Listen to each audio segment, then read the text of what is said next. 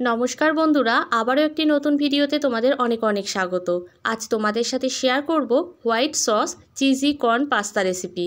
এর জন্য একটা প্যানে আমি 2 কাপ জল দিয়ে দিয়েছি আর এর মধ্যে দিয়েছি হাফ চামচ পরিমাণ লবণ ও 1 বাটি পাস্তা ভালো করে বয়েল হয়ে গেলে জল ঝরিয়ে রেখে দিতে হবে। এবার প্যানে দিয়ে দিলাম 2 চামচ মতো বাটার ভালো করে মেল্ট হয়ে গেলে অ্যাড করে দেব 1 টিস্পুন রসুন কুচি 2 থেকে 3 সেকেন্ড শ্যালো ফ্রাই করে অ্যাড করে দিচ্ছি একটা বড় সাইজের পেঁয়াজ কুচি। এবার রসুন কুচি ও পেঁয়াজ কুচি দুটোই হালকা বাদামি কালার আসা পর্যন্ত ফ্রাই করে নিতে হবে। ফ্রাই হয়ে গেলে অ্যাড করতে হবে 1 টিস্পুন ময়দা অ্যাড করার পর কন্টিনিউ নাড়াতে হবে আর দেখবে যে এর থেকে বাটা ছেড়ে এসেছে।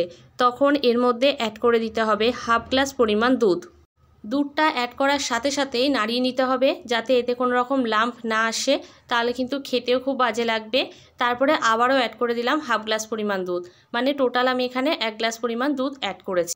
এবার সব কিছু ভালো করে মিক্সড হয়ে গেলে এর মধ্যে আমি অ্যাড করে দিলাম বয়েল সুইটকর্ন, যেটা আমি আগে থেকেই সেদ্ধ করে রেখেছিলাম, আর দিয়ে দিচ্ছি 1 teaspoon chilli flakes, 1 teaspoon oregano, আর দিয়ে দিয়েছি 1 টিস্পুন ব্ল্যাক পেপার, আর অ্যাড করে দিয়েছি স্বাদ অনুযায়ী লবণ।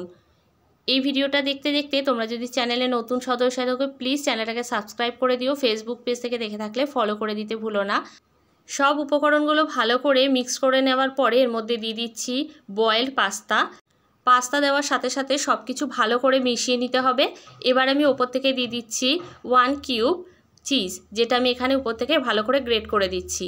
তোমরা এখানে পছন্দ মতো চিজ ইউজ করতে পারো, যে চিজ খেতে পছন্দ করো সেটাই ইউজ করতে পারো। চিজ দেওয়ার পরে আমি আরও 2 থেকে 3 মিনিটের জন্য একটু নাড়িয়ে চাড়িয়ে নিয়েছি।